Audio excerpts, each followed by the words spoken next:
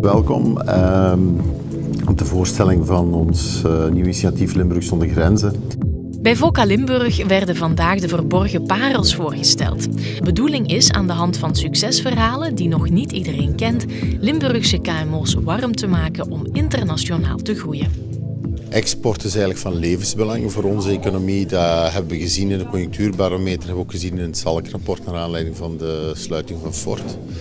Maar we zien toch ook heel dikwijls met onze valse bescheidenheid binnen Limburg dat heel wat bedrijven schrik hebben, de goesting niet hebben, de durf niet hebben om te exporteren. Maar met die rolmodellen we willen laten zien dat het wel degelijk kan, dat het van grote bedrijven tot kleine bedrijven zijn die dat kunnen. En dat er wel degelijk een markt is en dat maakt jullie als bedrijven natuurlijk weerbaarder in economische toestanden.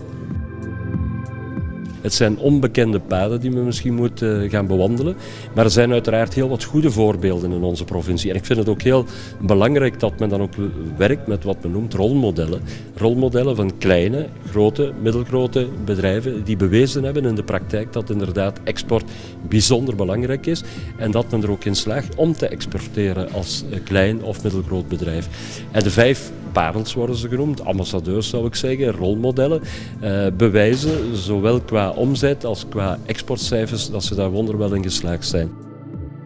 Volgende week komen we uitgebreid terug op de verborgen parels van VOCA en dan ziet u Globachem, Elimetal, Dirafost, Mondomet en Diresco en stellen we u de genomineerden van de GCI Award 2014 voor.